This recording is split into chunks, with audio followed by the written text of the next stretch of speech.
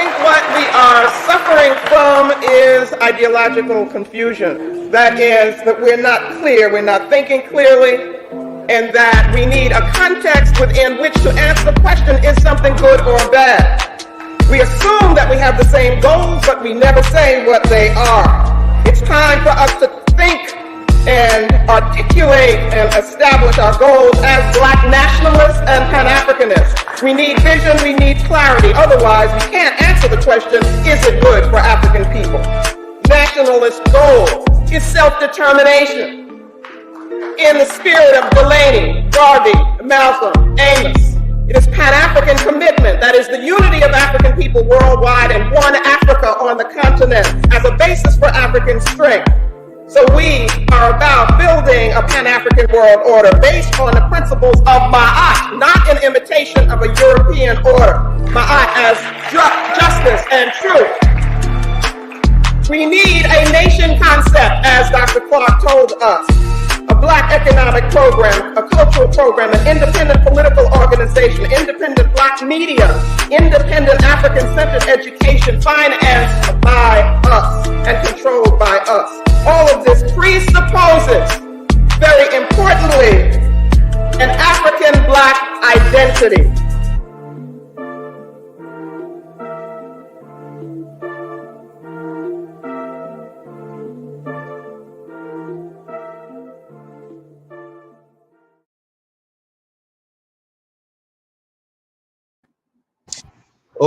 Otep, everyone, and welcome again to the African World Order live stream, podcast, whatever you want to call it. I'm with my two dear brothers, sisters, Sister Iya.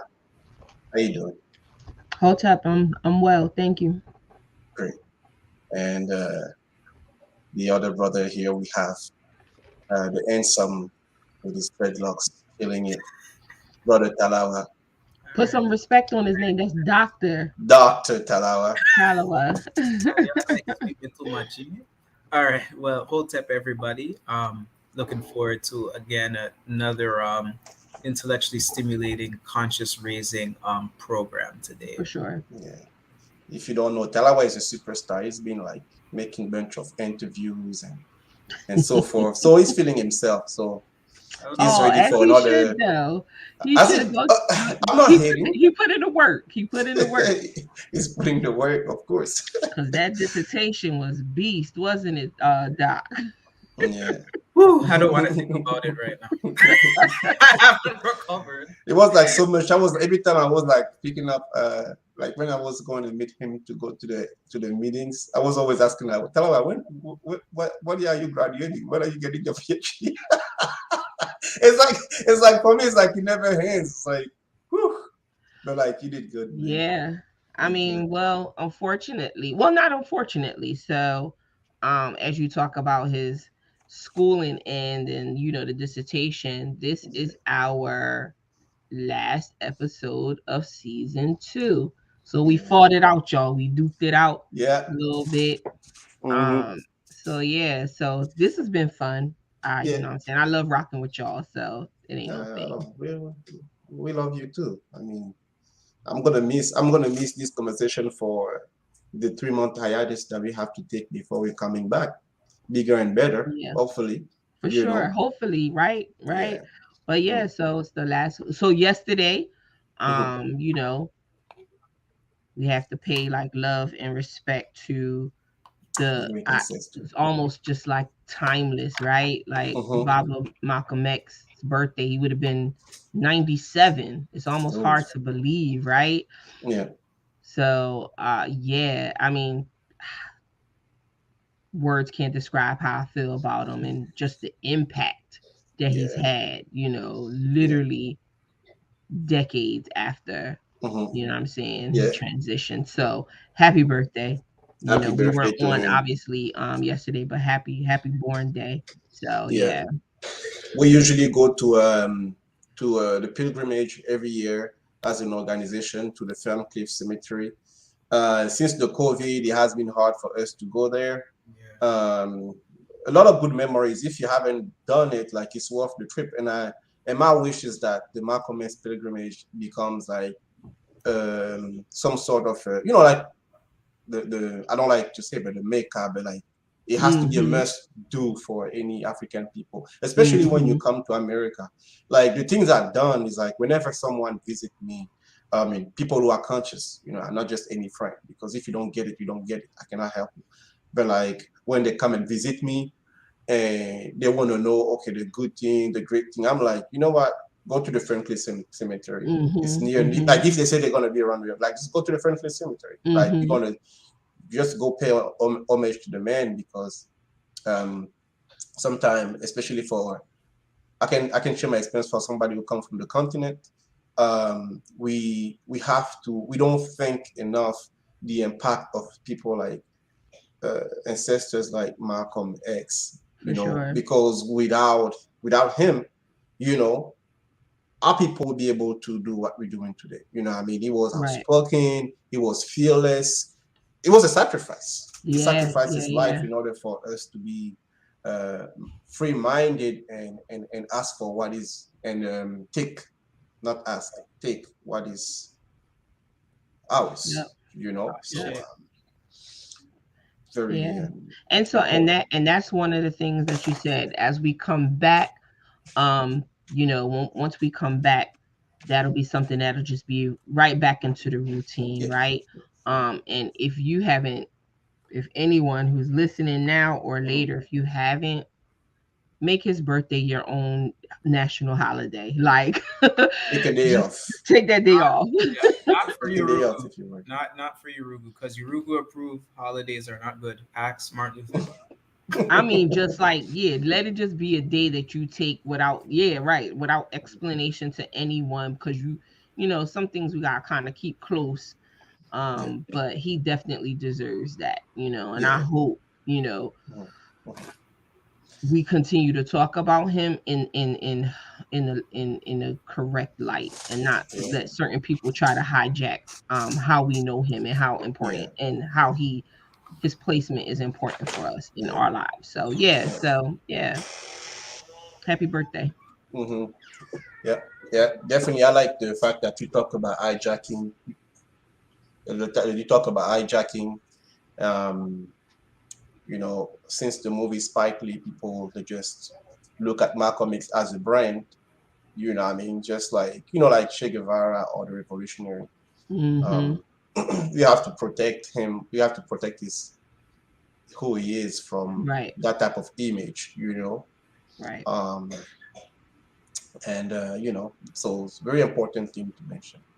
And also for my African brother, I'm going to say it again. Like when you come in America, you should pay homage to Malcolm X because you won't be able to be here and having be able to be with your brother and sister here um, if it wasn't for this man for the sacrifice he has done. So For sure. For if you sure. go around New York, if you're also African person from Americas and you're coming toward the north, or you from the Caribbean, you It don't know, matter. It it don't doesn't matter. matter. You Right. have to pay homage to the man. He is the reason why we are where we are today. You know what I mean? So Definitely. uh, big up. So Aparat, Dr. Mazama, she will be joining us soon. I think she's dealing with some technical problem.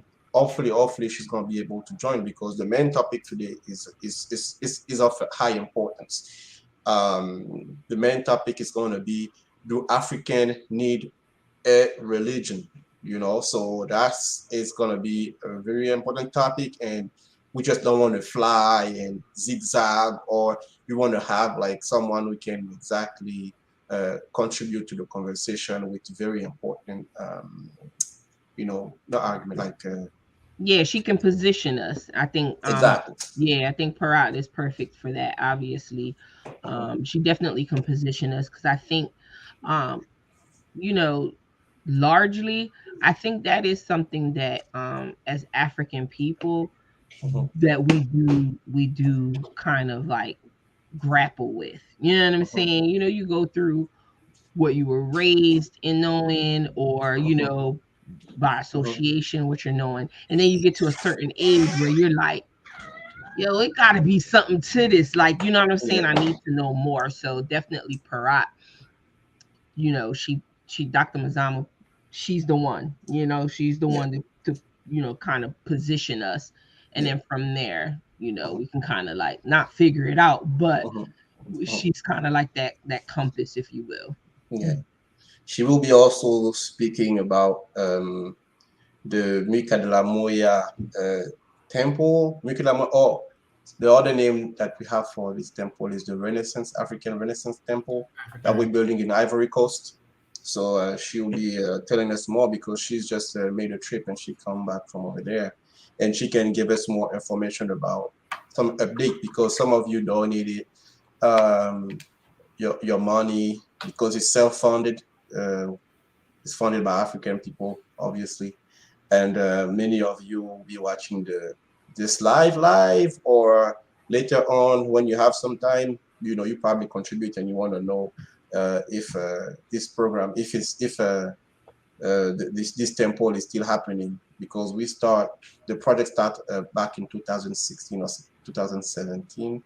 So with the COVID and many things that happened, we're still here, and we always we it's good to have her so she can at least also tell you about more about the temple. And while All you right. at it, Mm-hmm. Jerome, you could run the banner. So the temple is one way to contribute to the efforts that Afrocentricity International is taking on. But you can also donate via our Cash App, Mm-hmm. $ AI Philly. And again, on all our platforms, please like, share, and subscribe. We're on Twitter, we're on IG, we are on Facebook. So wherever we are, just please feel free to interact. And we, love donations. So the people's the reason. So please, if you have any questions, let us know. But if you like to donate, that information is at the bottom. Reach out. All right. So can we go with the bullshit? Come on, it's the last show. You gotta Yeah, I drag it gotta say out. that right. Yeah, you gotta do it All right. right. It's the Place last to the bullshit. the bullshit. That bullshit. Bull, you gotta drag it out. Bull. You have to say. I tried. I tried. I tried. So the bullshit section. Where's the music? Dun, dun, dun, dun, dun, dun, dun. That might be something we need to do, Yeah, we need going to forward. have a Think music. about, yeah, think I'm about gonna some talk to like, the producer about this yeah. because we need some music while we're saying it. You heard me, producer? All right, get better, do better. I promise y'all he's okay. He It's he okay. does it often. He talks to himself, but Yeah, I he's believe in him. I believe in him. All right, so for the bullshit, as you know, our section bullshit where we talk about the BS that happened um around us and needs to be called. The first one that we have obviously is very sad event that occurred recently, and it's hard to speak about those topics sometimes, but like you cannot avoid them because and so we're clear too. We're Mhm. not saying Yeah, the victims are, obviously BS. We're definitely talking about the murderer. You the know what I'm saying? I murderer, don't know yeah, what the else to act. say it. And for sure, like we go on the record saying our condolences out to the Mhm, family and everyone affected by that. mhm. Uh sh- we need to have some Yeah, closed conversations, not necessarily public yeah, conversations on yeah, what our next steps look like. You know what I'm yeah, saying? How do we protect ourselves from incidences like this? So yeah. definitely condolences to the family because this is like, Mhm. anyone's worst nightmare to hear this happens to someone you love. So Yeah, and I can agree more with you when you say that we can say a lot of things, but definitely this is a conversation that we need to have closed door. But I can say that we need to protect ourselves better. You know, what I mean, I can start with that. Unfortunately, you cannot prevent this type of event to happen. You just go into the store and something like that happen. But we need to really discuss it amongst ourselves and see what needs to be done because we know this type of event. Unfortunately, for me, I think will continue to occur left and right. That is, so no one cares but us really. So it's up to us to really like find the ways we can protect ourselves. You know what I mean? Talawa. Yeah, it's just the whole thing. I mean, speaks to bullshit. You can't even go to the store or do basic things without fear of attack from a race soldier. Just, but it does beg the question. What do we do about it? And more specifically, that issue of what does it mean to protect ourselves? I think that's a question that, I mean, I think there's, so many instances that lead to that question, but I think this is just one of another reminder about the importance of that question about protection. Yeah. Anything else? But clearly, condolences to the families and, So hello, thank you, Obi. Obi. So me and Talawat. who's that? I don't know. I thought we had an invited guest. I was like, where are you coming from? I don't know what happened. I was like, anyway, I apologize. Producer, you ain't doing your job. Hey, the producer, hey man, like I don't know what is he doing over there. So yeah, sorry, I was saying like condolences again to our people. Yeah, for sure. And I hope they remain strong, and that as a community over there, already in Buffalo, they will they will have a conversation, but also I think nationally, globally, we need to speak about it among ourselves, how we can protect ourselves better. So all right, so we're gonna move to the next topic, and this is a story that happened in Virginia. I have the video. Should I play it, or you just want to talk about it? This story is past BS. It's absurd. It's absurd. Like, this is absurdity. And the fact that it even had the traction that it had, that bullshit. Like, you know what I'm saying? So, I mean, you can play the video for context, but yeah, I mean, it's nothing really to it. Some lady on Fox News Channel, so we already know where that's going. Claims that her son, whose father is black, goes to school, and because of she couldn't even say critical race theory. She was like critical, like she was stumbling, right? Like, but basically saying she's suing the school district where she is in Virginia for teaching critical race theory, because as a result her son won't do things. You want me to play it? His chores. Yep, play it. So go ahead and play it. Yeah. Son's middle school in Virginia. Melissa's son is biracial, but he'd never talked about his race or racial issues until the school forced it on him. Melissa is now suing his school, claiming they brainwashed her son. Melissa Riley joins me now, along with her attorney Ryan Bangert, Alliance Defending Freedom Senior Counsel. All right, so Melissa, your son is the father's black, you're white, and he'd never mentioned issues with race before, you're saying? What exactly changed? Right, we didn't have issues before. He's in 8th grade. They introduced this critical program, and now he's having racial issues that was not there before. What kind of racial issues is he having? Well, he's seen himself just as a black man. He's seen things that don't go his way as racism, and he's finding safety in numbers now. So when you're saying he gets a bad grade at school, he blames racism, or a girl rejects him on a date, racism, are those the kind of things you're seeing? Yes, I ask him to clean the house, racism, yes. You're kidding, right? Or are you serious? No, I'm serious. They have totally changed his perspective. They have put him in a box.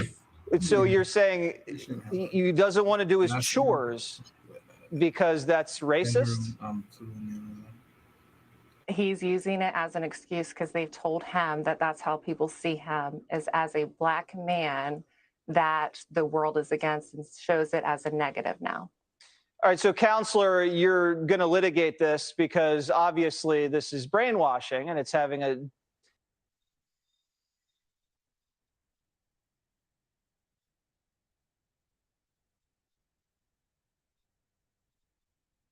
I think we can stop here, right?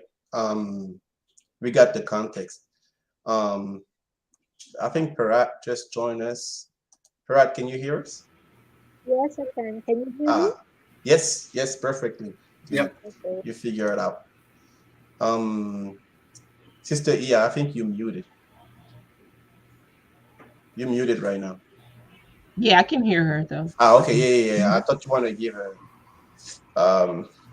a quick background for the story. Yeah. We just played. So a mom in Virginia is saying because the school is teaching critical race theory, as she said in the clip that you showed, now he is conscious of his being Black, I guess, and now he doesn't want to do anything. And so I mean, when I looked at the story, I was like, I guess, I mean, for her, it sounds like she lost control now. Like, I guess he's onto her brainwashing. So he's claiming his agency, if you will. I mean, I'm not, I'm making light of it because I just think it's silly to a certain extent. Like, I think we can unpack a lot of different things in it, but I mean, just on his face, it's absurd that your son, you think because what he's learning in school, he's not doing chores. Like, yeah. Talaba, what's your take on this story? Well, I mean, if you ever need, this is probably reason 3 billion some zeros and nines in there why African people are supposed to be with African people, African man, African woman. This is just a classic example of that. That's all.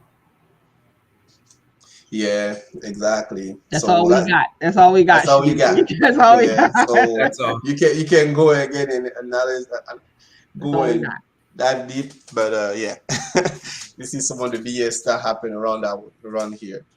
All right, so Parat is with us, and we can be. I mean, I'm glad that Parat is with us right now. How you doing, Parat? I'm doing okay. How you're doing? Pretty good. I wish I was in Guadeloupe too. I wish I was away from here. Yeah, I don't blame you. All right. So right now we're doing we have this session we call the BS bullshit. Sorry, and we just going quickly through some of the story before some stories that are really current before we dive to the main topic. And the last one that we have is a little bit, clearly connected to the main topic that we'll be speaking on, which is do African people need a religion?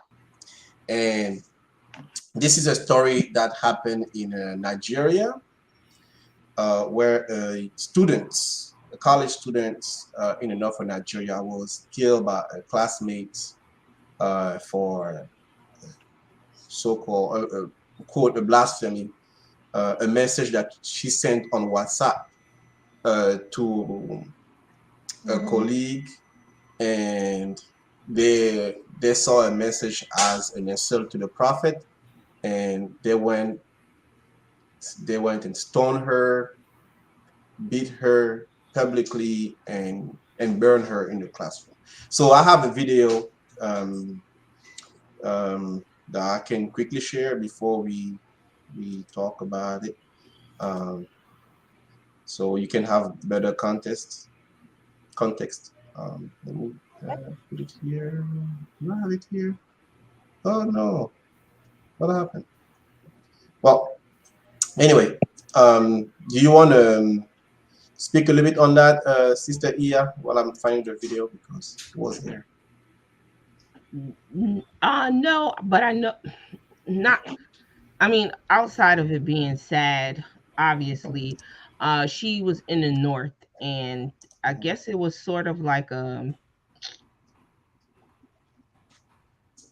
don't even know how to describe it other than there has been outrage about it, and a discussion about it, but it's almost like one of those unspoken things where um some of the comments that I've heard on the other side of this story was, well, she kind of should have known better, you know what I'm saying, because of, history on how they react to talking about the Prophet Muhammad and also where she was located.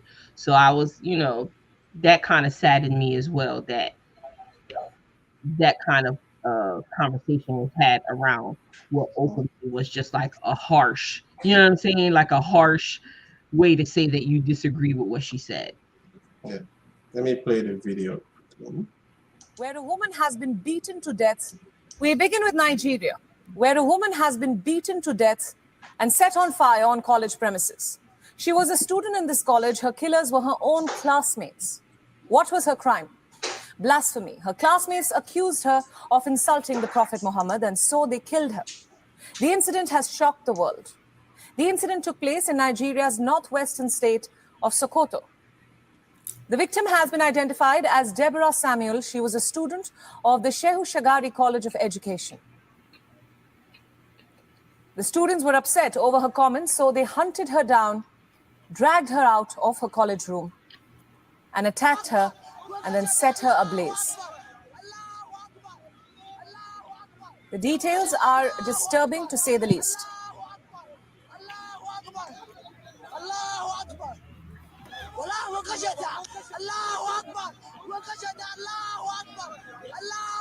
The police have arrested 2 suspects and have promised to nab all those involved in the attack. The video of the attack has gone viral with the hashtag Justice for Deborah.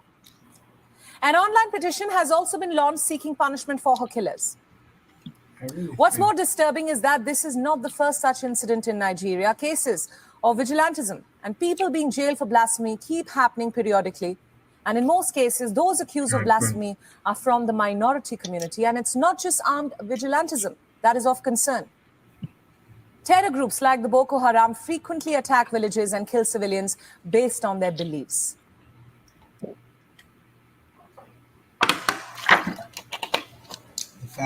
In Nigeria, Muslims constitute 53% of the population and Christians 46%. Despite this religious diversity, Nigerians remain vulnerable to sectarian persecution. Religious diversity. This diversity thing, my favorite. Once again, this is our top focus at this hour. A disturbing, shocking incident being reported. And I think the other thing, Shanudi, that was disturbing about that, the fact that the school, there was no protection for her. You know what I mean? It happened on school campus. So, well, let me interrupt you quickly because I'll investigate more about the issue. Actually, like teachers in the school actually try to protect her, but they were not strong enough, so they pulled the girl away from the teacher. Okay. You know, they just couldn't protect her because like people were mad over the story. And you have scholars in Nigeria who are also Muslim talking about cognitive hiatus that the Pirates sometimes speak about. Highly big scholar of Muslim who basically say that the killing of this young girl is not as bad as insulting the prophet. Is not as bad as insulting the prophet. Of course. You know, I mean, the tweet is out there. He spoke about the greater good or the greater bad, but I'm just using my own word. But that's basically what this intellectual Muslim and for me, you know, sometimes people myself, I wonder like, why is Nigeria is not this great power, this big country that we expect it to be, and why is like Boko Haram, and we have all these group that are able to cause trouble in the north of Nigeria. I'm like, why are they so powerful? And like, you understand that we don't talk enough about this particular issue of religion in Islam in the north of Nigeria. How we kind of they have states that practice Sharia law, and that's the thing that is crazy, you know. If I may say something, Mm-hmm. Shinja, I think we really need to look. We need to look at Islam itself. Mm-hmm. You know,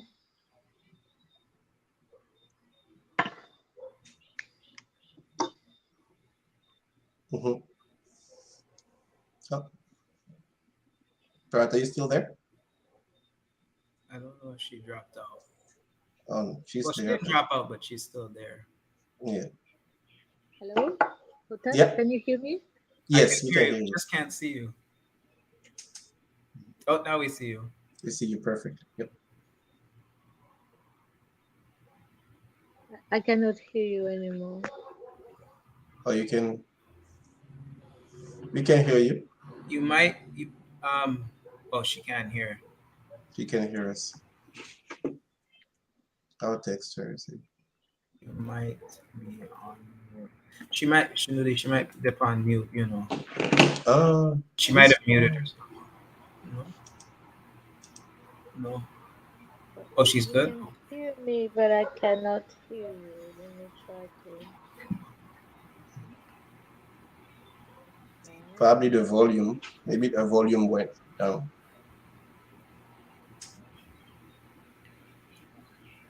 Okay.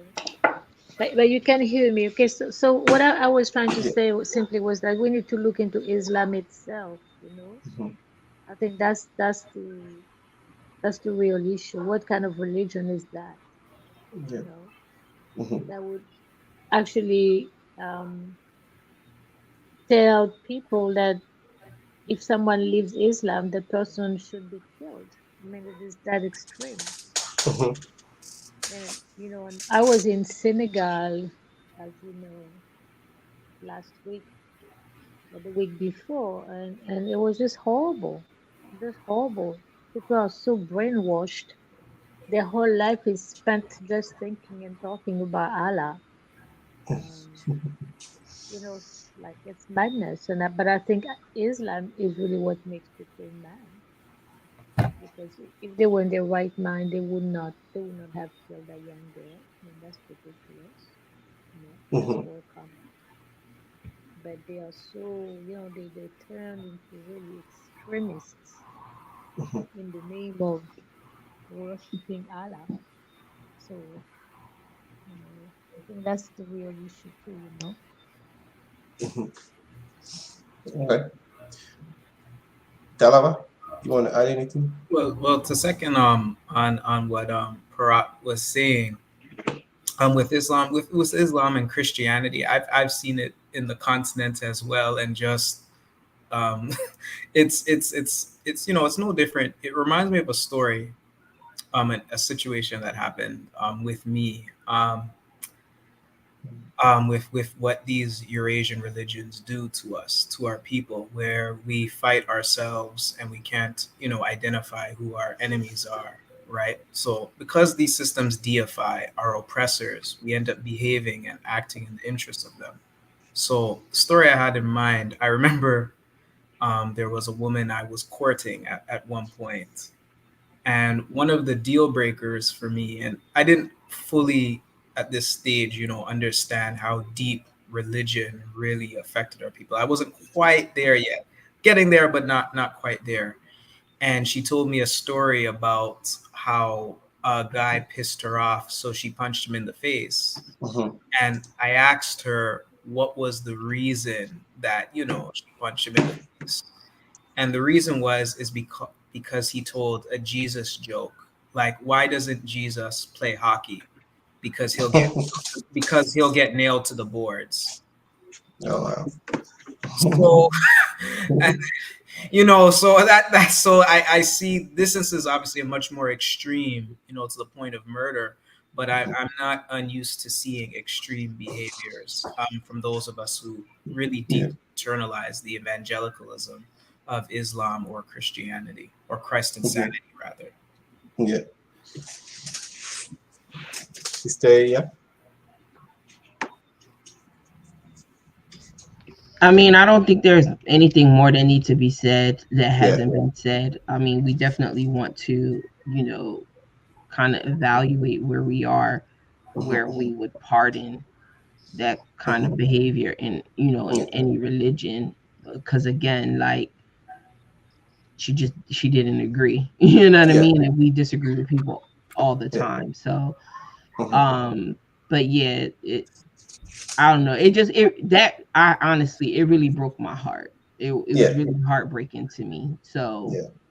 I mean, amongst other things, but I don't know for in particular. And I think, like you said at the top, I shared a sentiment in what you said about just Nigeria just being the forefront, being that powerhouse, right? And Mhm. then you get events like this and others that kind of diminish, Yeah. where it could be and what it could overall stand for. So Yeah.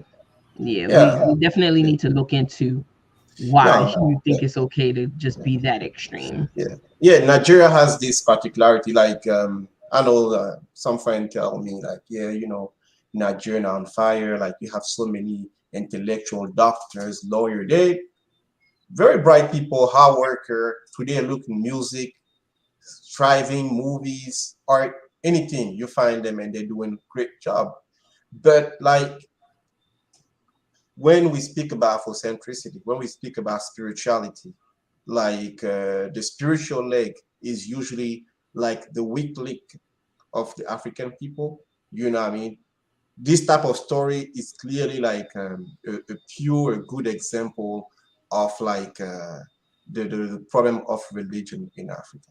Because for a character that we don't know if he exists, we don't even know really nothing about it. It was just brought to us. People go to this extreme to shorten the life of a person, just because. And I think, well, because again, I investigate myself. In the WhatsApp group, it was a group for the student where you talk about school stuff, you know, and she was obviously annoyed that all they were doing was speaking about religion. Where like as students just should be doing their study, but it's like one of the story. One of my best buddy was telling me that there's this guy who, because he was Muslim at the time and he was hanging out with this Muslim guy, and we have like this big exam like that you do at the end of your um, your high school years. And this guy, like my friend, was always doing his homework regularly. Like he was going home, and but in the meanwhile, this guy was always going to the mosque. The previous year he failed. That's why he came back the next year. So like he was always going to the mosque and just going to the mosque every day. And he was annoyed because he was seeing my friend was Muslim like him. He was he was he was prepping always for passing the exam. And he got annoyed and he asked him, oh, like, so you never pray? You never go to the mosque? And like he replied to him like, well, I want to pass my exam, so I need to do more study. And he was like, oh yeah, like if Allah don't want you to pass the exam, you will never pass it. That was kind of like the mindset of the guy. I mean, he thought that there's some miracle, Allah will help him, and his homework is, I mean, like the exam is basically in his hand, and he cannot succeed without Allah. I mean, so this type of thinking, this type of mindset is very dominant now in Africa, and in many regions where you have African people because of just the living condition, but also like this mass training that they have been doing, like Muslim Christian for years in the African continent. And today we're seeing the effect of it because of like we see here, just because of a simple text that just say, hey, let's talk about school stuff, not Allah, or Muhammad, whatever his name is. So that's really unfortunate. So yeah, Pirat, can you hear us, or are you still there? I hope we didn't do that. Let me see. So let's again, if you want to support AI, right? You want to, first of all, you should subscribe to our channel.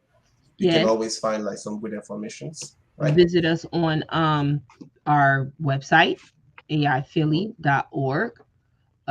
More information will be loaded on there. And as Shanuti said, while we're away, you can visit us on YouTube, where you'll find a lot of content, past AI week stuff, past discussions that we had. Visit us on Twitter, Instagram, Facebook. We engage there as well. So you can find us. We might not be on every other week, but we're on. You know what I'm saying? We're on. So, and it's important that you like, share, and subscribe. You know what I'm saying? That keeps us going. And definitely want to share the information to other people, because what we do here is necessary. The people need it, right? Yeah, and visit us on our website, aiphilly.org.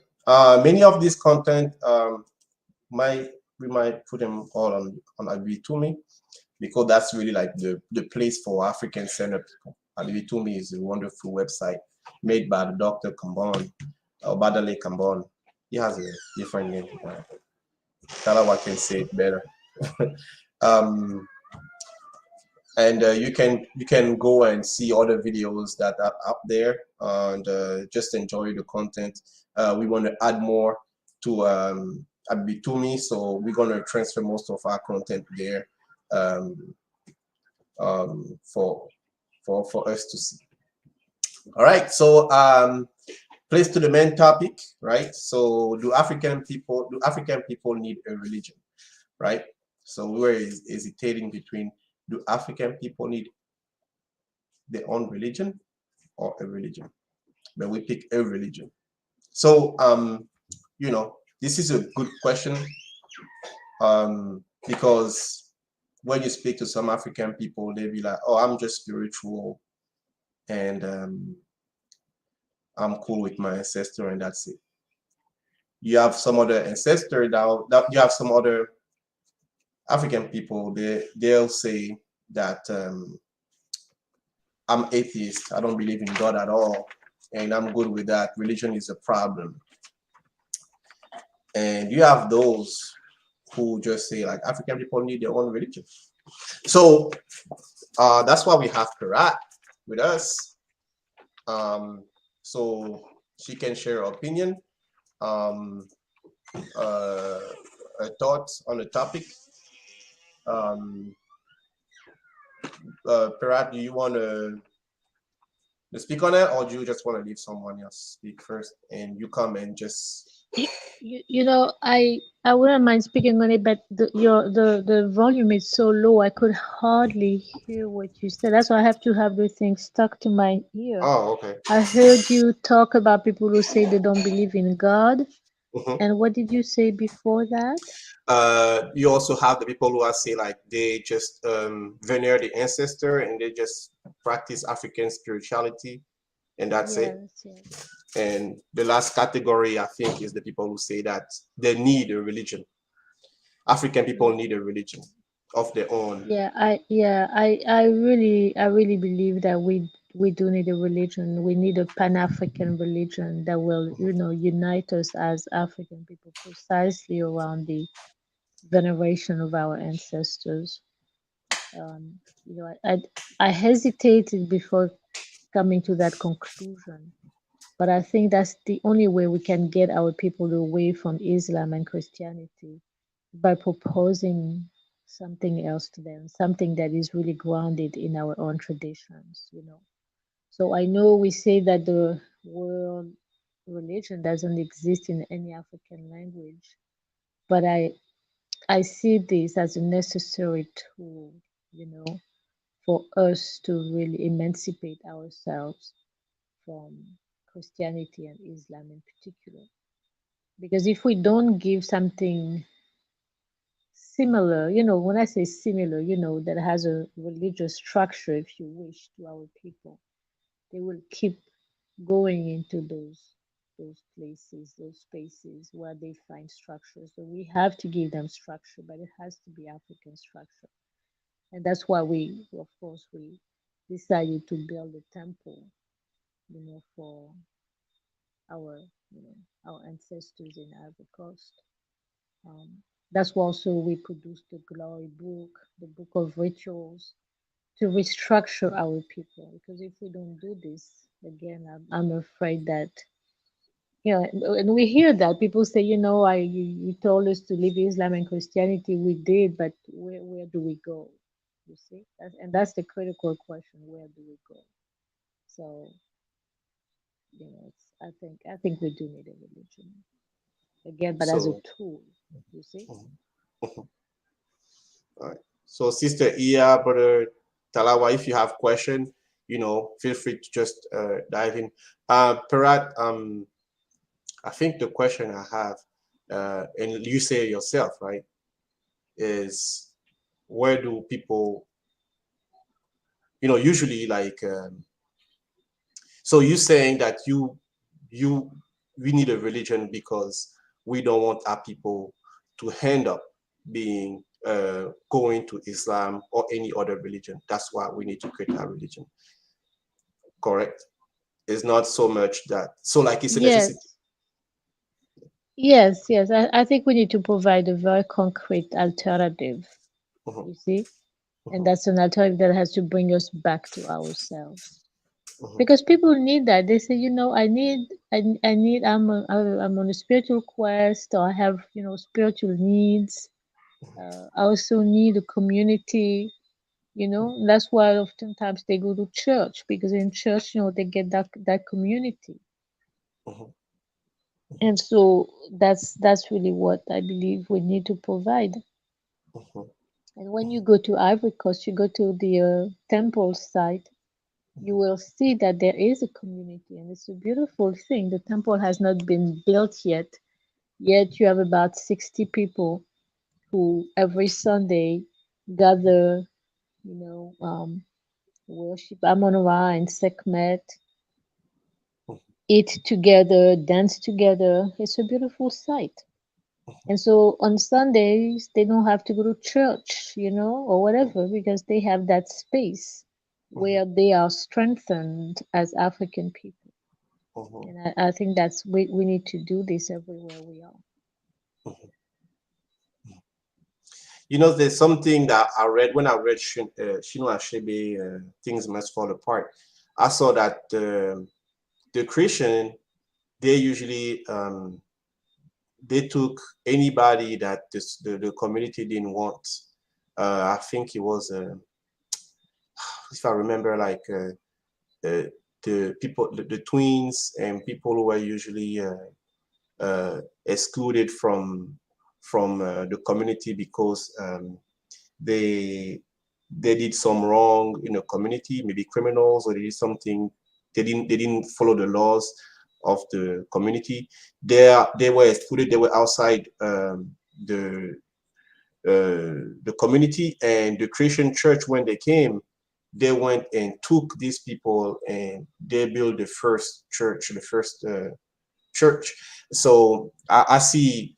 So like this is something this is something that's really that's happened a lot in the past. And when you say that there's a lot of people who are in quest of spirituality, and like these people, they were in no land, they were in quest of spirituality, or they look for a community, they were easily coopted by the Christian church or the Muslim or whoever wanted to.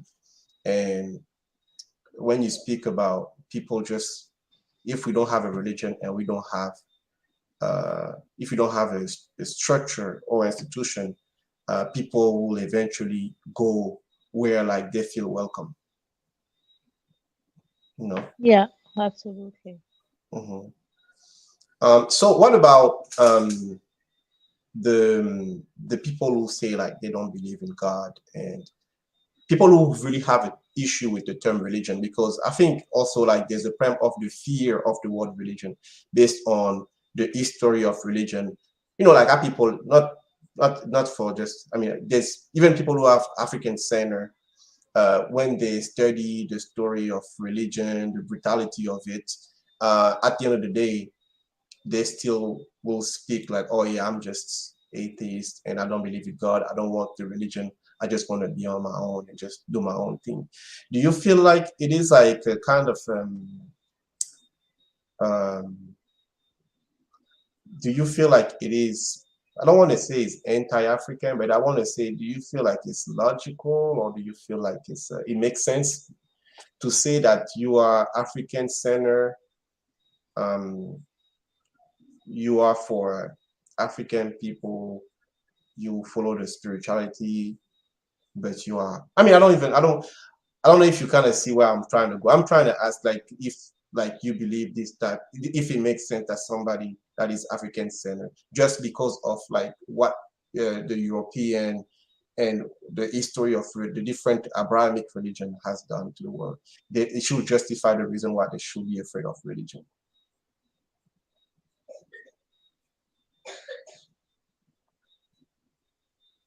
All right, can you still hear me? I'm sorry. I thought anybody could speak. Or you were Oh yeah, talking like I to mean, me like in they particular? don't. It's to you. Yeah, you can. Yeah, and if the other one, if you wanna speak, you know, go ahead. But they're quiet. They don't. If I don't say anything, I, they will. I really have a hard time hearing you. That's terrible. I don't know why. What happened all of a sudden? Oh, But okay. but to answer your question, I listened to it the best I could. Mhm, Um, I um I don't understand how someone can call themselves African and at the same time, in the same breath, tell you that they are atheist. You know, it's not right. It's not correct because African people by definition do believe in a supreme divinity. Atheism is not an African cultural mhm, product at all. mhm, So no, it doesn't make sense to call yourself African or African centered or Afrocentric and at the same time deny that supreme divinity, that supreme divine energy that permeates all that is. That doesn't make sense. So I have mhm, heard people like this, mhm. calling themselves African, but at the same time, you know, But you don't. embracing a foreign ideology. Really, that's what it is. Atheism is the European ideology. It's not African. Mhm. But you don't think that the violence of religion justify their fear? Do you think the If I don't think that, what, can you repeat it? the fear of, like, when you study the violence of religion in the world, like, do you feel like Yeah, it but should justify the yeah, reason why people are yes, but you see, the problem for me is the idea that Christianity and Islam have the monopoly over religion. You Mhm, see, when I hear people, asking me if I believe in God, I know exactly what they mean. mhm, And I'm like, well, first of all, I don't think of this supreme divinity as necessarily male. And I don't believe in the Christian God, for example. But for them, there's only one God. It's the Christian God or Allah, the Arab God. And I think that's one thing we must protest, that Christianity and Islam do not exhaust the mhm, religious experience of human beings. You see? mhm, And I think once we make that point, then we can talk about religion. Religion does not have to be oppressive per mhm, se. Islam and Christianity and Judaism are oppressive religions. We mhm. agree on that. Very Yeah. oppressive. Mhm, But the Pan-African religion that we try to impart and share with our people, Mwikadelu Muya, is not oppressive, but it is a religion. It has mhm, all the attributes of a religion, mhm, and it was done deliberately because, again, we need a religion to bind us, to unite us as African people. mhm. All right. Talawa, you want to say something? maybe a question, or you just want to? You muted, brother. All right, I didn't even realize. Mhm. I didn't even realize I was muted. I was about to get into motor mouth mode. Um, but to the question, I find that, how do I put it? I think one of our when we don't know enough about ourselves as African people, what tends to happen, we just swing back and forth on different ends of the Eurocentric pendulum. So if we say that capitalism is evil, so we're going to be Marxist, even though it's incompatible with, African values. I mean, Karl Marx said that, it was necessary for India to be colonized. But you're going to say that you can, black remix Marx and be revolutionary. I've never understood this, among other things. And I see atheism kind of the same way as I see Marxism. Okay, so no religion, so let's be atheistic. But what is atheism grounded in? Okay, it's just, take away the symbolism of Christianity and Islam and have, Western European materialism. So it's just reactionary to me. That's just my opinion.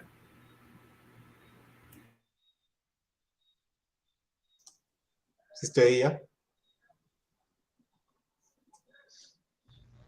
Yeah, for the most part, I agree with well, I shouldn't say for the most part. I agree with what has been said. I think when you say like, the the current religions kind of scare people into atheism, uh I I agree with Tallow on a point. Versus it scaring people into atheism, it should scare you if you know who you are as an African to figure out how that looks. You know what I'm saying? How it would look in an African state of mind, if you will. You know what I'm saying? For the lack of a better term. So I'm hoping like the abandonment of these, the Abrahamic religion versus you saying you don't believe in anything, that you understand who you are as an African to look to something that is going to reinforce that, right? And yeah, so without going off on a tangent, but for the most part, I do agree what was already been said. It is necessary for us to have our own religion, you know what I'm saying, our own religion, spirituality, whatever you want to call it.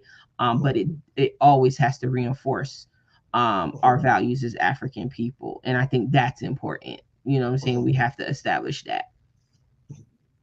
Oh, cool. Parat, last question, and then we can go toward the end and talk about the Mika de la Moya Temple.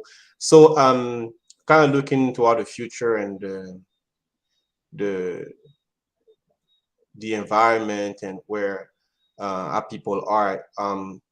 First of all, probably no, first, like, what are the challenges for to have like the African religion being um, clearly promoted and pushed in our community? And the last thing is probably, I'm sure a lot of people have questions about it, is like, where do I go from here if I just start with the African spirituality? Like, where do I go from here? Where do I start? Because we always have that question. You always have like a good answer for that. Um, Tara, Yeah, can you hear so me? Mhm. yes, yes, I can hear you. Again, it's very faint, so I hope I heard you properly. But I really truly believe that our main challenges remain those foreign religions that we've been made to embrace, and now that we are willing to defend like they were our own, and we're willing to even kill our own in the name of those religions. I think that's when we've given up all sense of reason, and it's terrible. Again, I was in Africa, and I saw it, and I think that's a major, major problem. Um, that our judgment is clouded, and our vision is really blinded by these. Um, we still believe that our oppressors are more divine, more sacred than we will ever be. So we behave in ways that reflect our own, low self-esteem. Um, so for me, really, as I see it, that's the major challenge. And then where do we go if we are looking for spirituality? Then truly, we go to Africa. In one way or another, we can actually go to Africa and really look for the right place, because again, because Africa is plagued with, Christianity and Islam. It's not obvious, but we look, we will find, what we're looking for. Or if we don't go to Africa, in the diaspora, there are places. And certainly, Afrocentricity International, we try to provide instruction, and we try to provide rituals for our people. So um, it's important to look, because one will eventually find what they're looking for. Yeah, exactly. Talawa, Sister Iya, anything else you want to add? Yeah, I like The challenges of applying African religion. but I think it's important what Parat said at the end. We have to look, right? Because with everything that's going on in the world, you want to attach yourself to something that's just not going to keep you involved, right? It's supposed to provide you some sort of reprieve, if you will, So I I like what Parat said at the end, because I think people sometimes don't understand that the beauty is in the journey. You know what I mean? In that search and asking questions. So if we could even embrace that and look at it from that vantage point, we can definitely get to a religion, or a spirituality that we all have, that we can all agree on, because we found beauty in that journey, if that makes sense. Talawa? I think all that needed to be said has been said. I would just third it, I guess. I guess I'd be the third person. I just third it. Because really, we just need to understand the source of our sacredness is in Africa, not in China or Japan or Europe, but in Africa itself. Because sometimes, you'll have some people who think that, going into Buddhism is spiritual or whatever. But yeah. All right, then we going to the next part. So you have it. You have. I hope that this conversation helped you. So we have Parat here with us, and as you know, like she said, you will need to go to the continent. You have to go to the continent to get acquainted with the spirituality, and also to understand better. And some action that we are doing as an organization is to build a temple there. So I'm going to play a promotional video that we have put together, so you can at least see what it is quickly. And Pirat going to tell us more about update on the site, on the construction of our temple, the temple of Mika de la Moya. Oh, I didn't even correct. And yep, give me a quick second. The producer gonna work his magic. All right. Where is it? Asante. Stop sharing this for a minute. I want to make sure I do it right. Share this slide. The international organizer for Afrocentricity International. We are at the Molefe Kete Asante Institute. Afrocentricity International is a global Pan-African organization. We see ourselves as a vanguard organization bringing into existence African consciousness.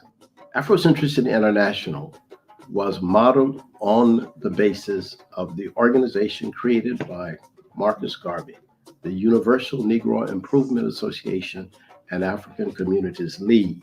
We have chapters in many parts of the world, almost in every continent, with the exception of Antarctica. We believe that it is necessary to have political power, economic power, and spiritual power. So our organization has these chapters that are devoted to this aim. We say unity is our aim, victory is our destiny. So, although we are modeled after the UNIA, we have specificity in the sense that for us it's very important to preserve African culture. We have internalized all this negativity about our who we are and about our spirituality in particular, to the point that those of us who practice African traditions, African spirituality, we often find ourselves ostracized socially, economically, if not outright rejected by our own family and our own community.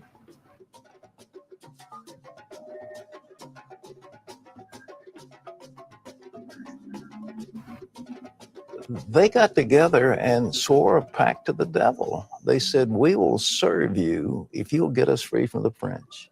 It's a true story. And so the devil said, "Okay, it's a deal." And they kicked the French out. You know, the Haitians revolted and got themselves free. But ever since, they have been cursed by one thing after the other, desperately poor.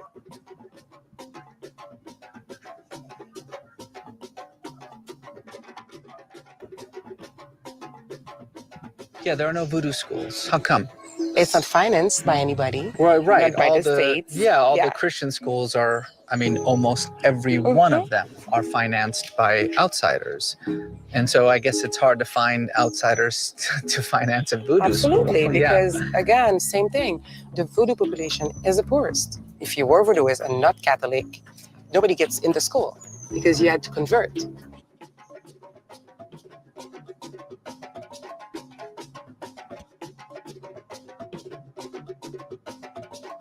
If we're to reclaim our heritage, we need to preserve our culture.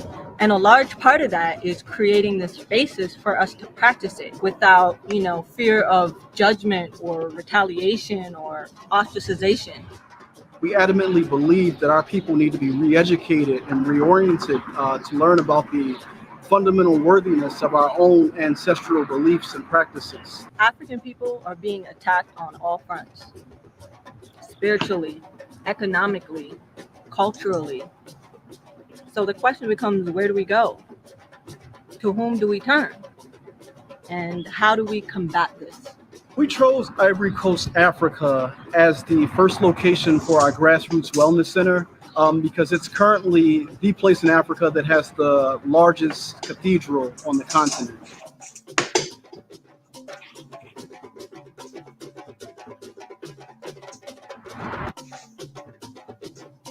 To date, we've raised roughly $60,000. We've used about 40 of that to purchase land.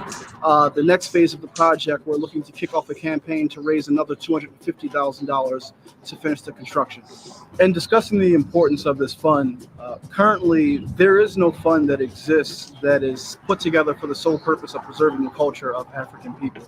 Here's the thing. The redemption of Africa depends actually on the redemption of our culture. And that depends on you. It depends on all of us. We have to be involved in the process of giving and supporting our institutions. And the aim of Afrocentricity International is to bring about this redemption, but to bring about it on the terms of African people themselves. African people who are conscious, who are visionary, who have a sense of the future, and who know that nothing can stop us. Unity is our aim, and victory, we know, is our destiny.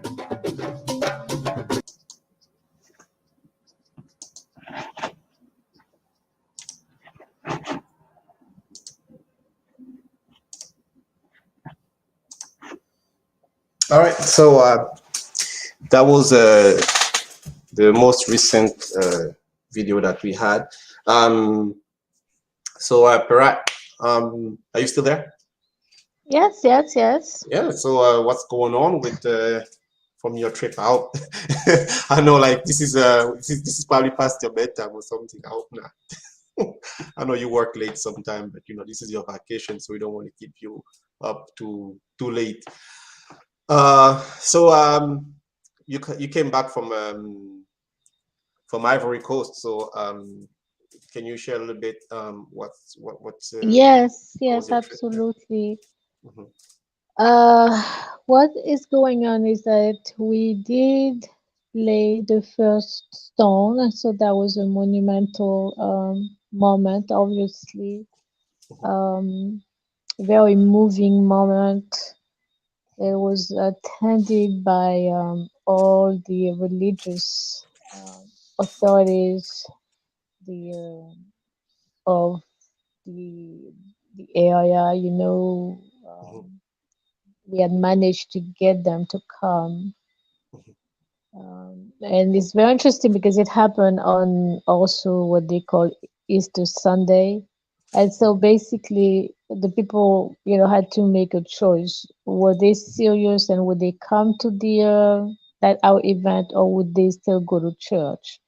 And so I'm saying this because many of those leaders, those chiefs, also claim to be Christian, but they were faced now with having to make a choice and being consistent, with who they claim to be, and also their duties as spiritual leaders.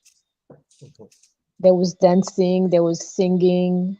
mhm, Of course, there was a big meal that was shared. It was beautiful. So the next step for us, and it's been launched, is the application for our permit to build.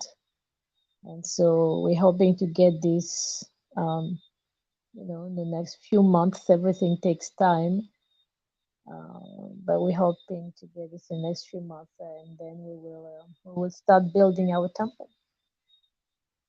That's where we are.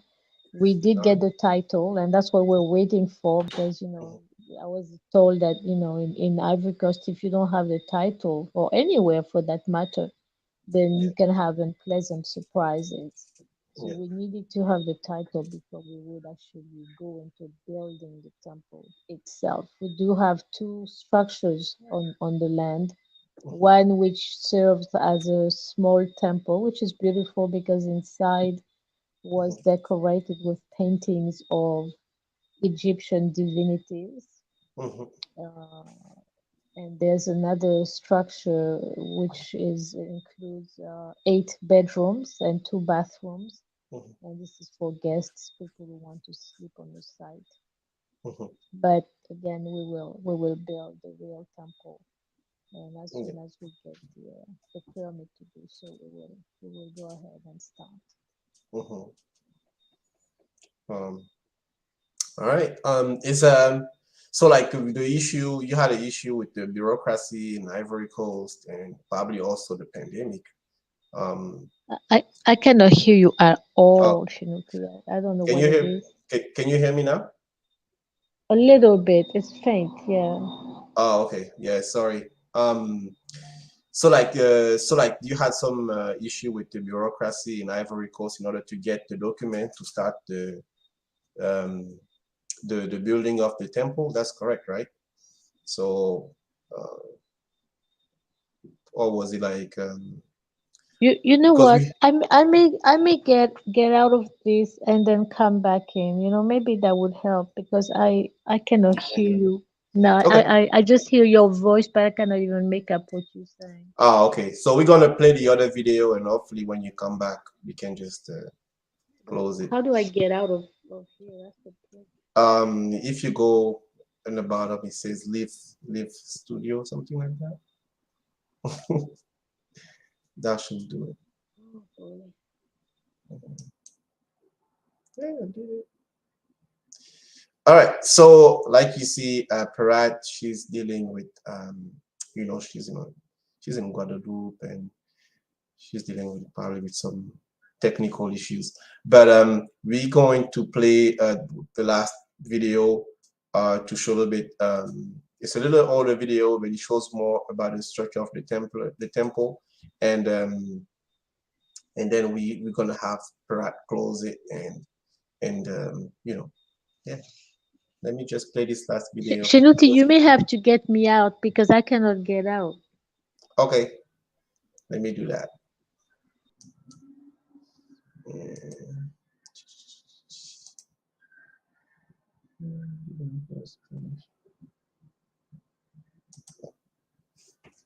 All right. So let me play this other video and we'll be out.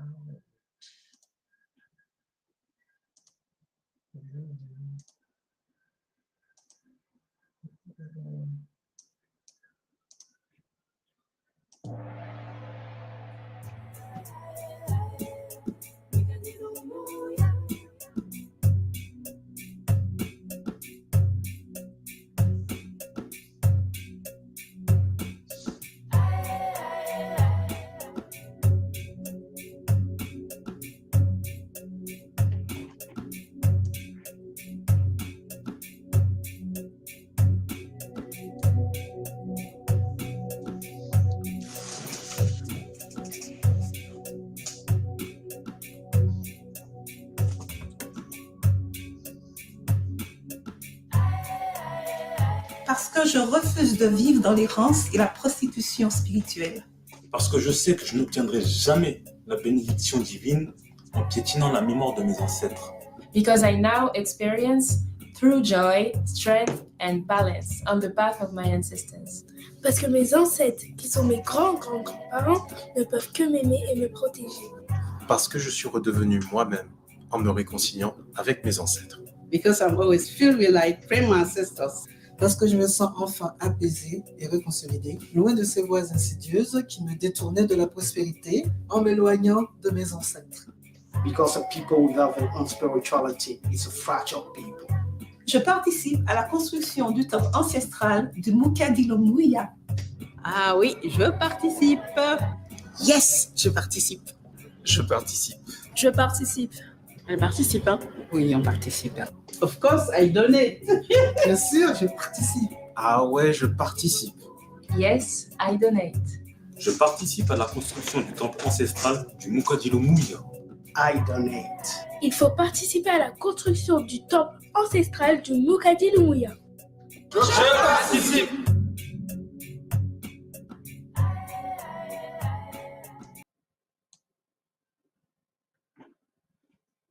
So we have a link. We have a GoFundMe link if you want to donate to the construction of the temple. I'm going to show it to you here. Ah, Parat is back. We just played the other video part, Parat. I was going to. Can you hear me better? Much better. Ah, okay, good. So we just played the other video. The older video with the GoFundMe link. So I'm going to show for people who would like to donate. I mean, I'm sure you want to after the nice video you saw. You know, you can go to GoFundMe. What I usually type is I'm going to share the link on the video, but I usually just go to GoFundMe and I type Afrocentricity International, and you're going to find this. You're going to go to this page. It says Temple de la Renaissance Kamit. That's what it says. I think it's the only GoFundMe that Afrocentricity International has on GoFundMe, and you can go there and just donate. The goal, we're trying to raise $50,000, and you know, how did they say that, Sister Iya? There's nothing too small, something too high, something like that. Nothing too small, nothing too big. Nothing too, nothing too big. Yeah, nothing too small. Give within your heart. So Pirat, what else you would like to share with our big audience here on the African World Live Stream about? You know, what I want to say is that the temple idea is a beautiful idea, but when you see on the ground how the people have claimed it and have embraced it and truly love the idea of having a temple in which they will um, honor the ancestors, a temple which will affirm and reinforce their nobility. It is just awesome, literally awesome. I'm filled with awe. I look at the place, I look at the people, and again, if you had seen the organization of the for the laying of the first stone, it was just amazing. I mean, there are people who slept on the site for 2 nights before the event. The energy, the resources that they gave themselves, it is just awesome. And you see how people had actually been dying for this. They have made up songs about the temple. Um, they've made up dances about the temple. They've written poems about the temple. I'm talking about in Ivory Coast, and it's just awesome, that again they've claimed it, and again, as I said, there's a community that has started forming around it, although the temple has not been built yet. You see the anticipation. It is just powerful. It's powerful, and it tells us that we are on the right path, you see. And these are all people who used to go, to churches or mosques, and now they're coming back to their senses as African people. And they see that this institution, right, is being built to honor who we are as African people. And it's really powerful. It really is. Yeah, and sometimes people don't realize how much they need it until they start seeing it. And what you say, Berat, is so powerful. Sometimes our people don't really see because they haven't seen it and they don't see it being. It's only when they see it happening that they realize, like, man, I really need it. And this is something that was missing in my existence, and that's very powerful. Absolutely. Yeah, and there's a school. I don't want to call it a school, but I mean, for the lack of a better term, they call the School of the Ancestors. And when I went to Ivory Coast in June of last year, there were maybe 6 children. And this time, when I went in April, and there were about 15 children. You see? Yeah. So children from the village, the parents actually bring them, and the children are taught, their history. They are taught to be proud of themselves, of their ancestors. They are taught to write the Mother Nature. Um, Oh wow. and they use the books that was produced, the African Foundation books. It's very powerful. That's This, nice. I see, what I had envisioned. I see it in Ivory Coast, and I know it's gonna happen in many other places. Ivory Coast is just the first one. Um, what I want to say is that um, we're not just talking, because of course the question is, where do we get the money to build all those temples? And one beautiful thing that happened when I was in Ivory Coast is that there is a group of uh, millionaires from Ivory Coast, but who also Afrocentric, what they call Kamits, for the conscious Africans. And they've basically offered us a digital platform that will allow us to finance our projects, including the building of temples, of many temples. Um, I will not say too much more, but the platform will become functional very soon. And it will allow us as African people to do what other communities have done, like Jews and others, to put our resources together to finance projects that, empower us and will make us independent and powerful again. So that was another very important aspect, part of my trip to Ivory Coast, the first stone. But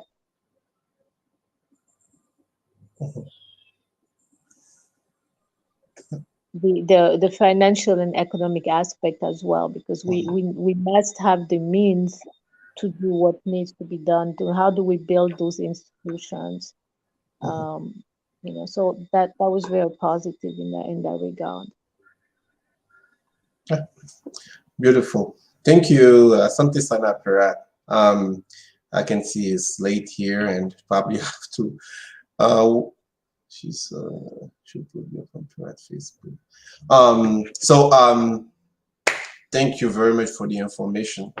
Maybe Sister Iya, Brother Talawa, anything else you want to say or ask Perat? Because No, I'll just second and as always thank Parat for her presence and to provide us some information, providing us the information about what's going on with the temple. So now people have options, right?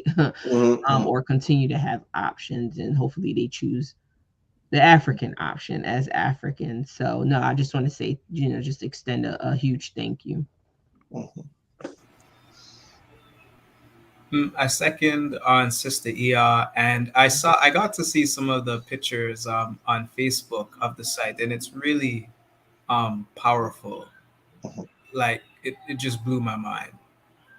Seeing the visuals, like I think it was the room you said where you saw the Medu Necher. I can't remember what room you were saying, Parat. What did you say? What is it? The room with the Medu Necher. What is the room? I saw some ceremony taking place, I think, on the video. I saw it on Facebook.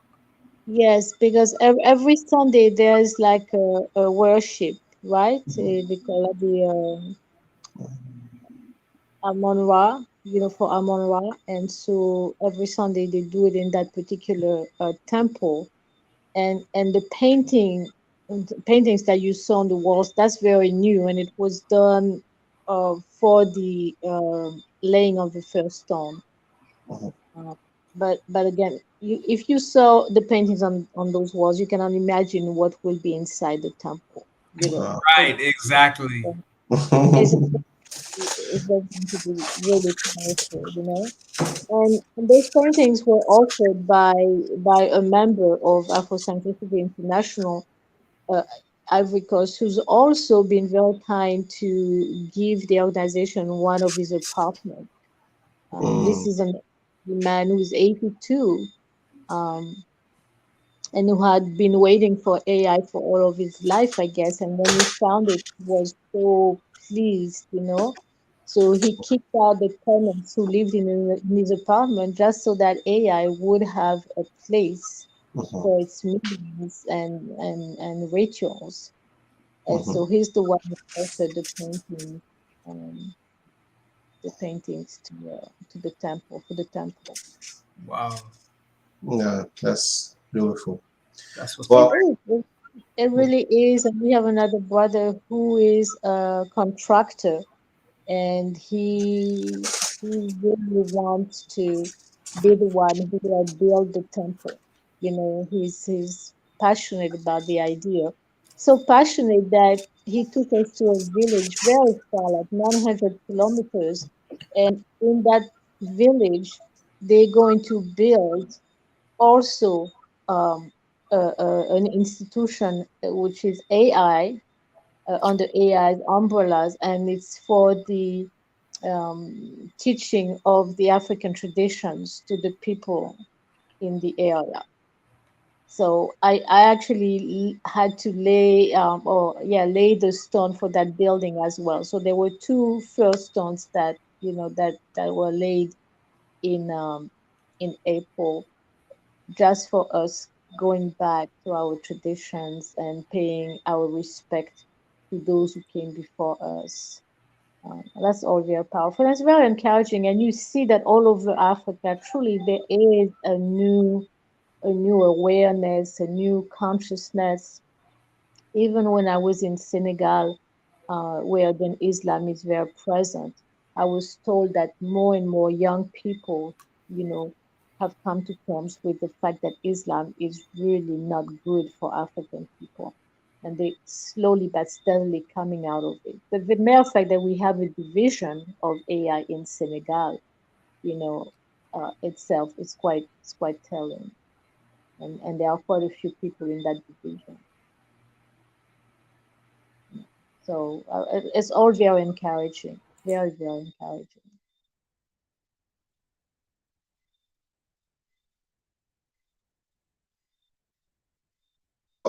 Thank you, Perat. Thank you for sharing.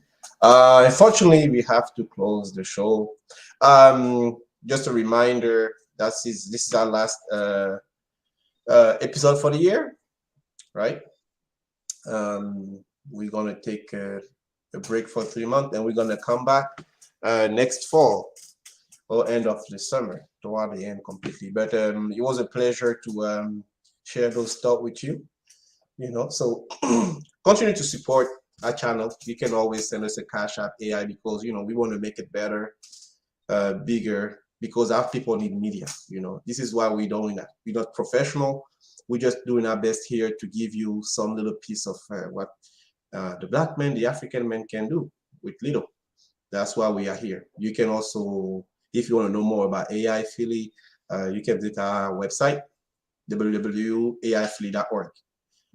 We're gonna be posting a lot of things there in the future, and also follow us on Abibitumi, on Facebook, on Instagram.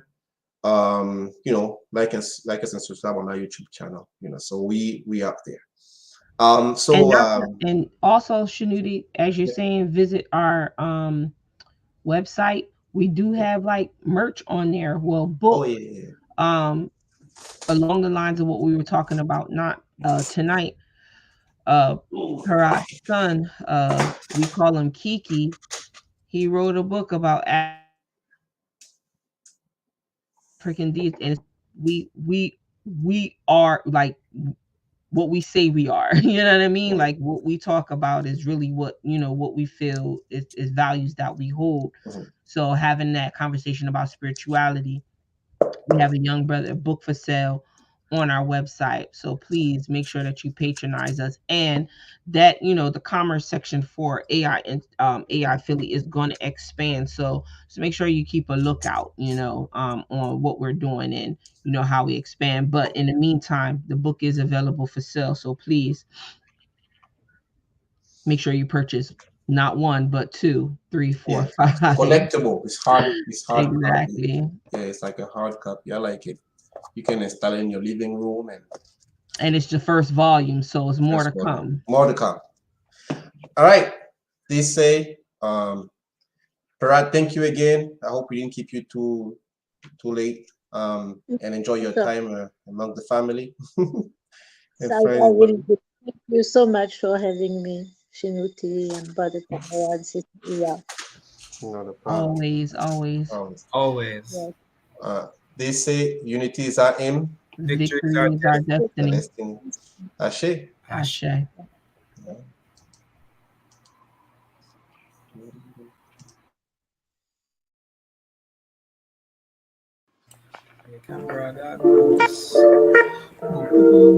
think what we are suffering from is ideological confusion. That is, that we're not clear, we're not thinking clearly, and that we need a context within which to answer the question, is something good or bad? We assume that we have the same goals, but we never say what they are.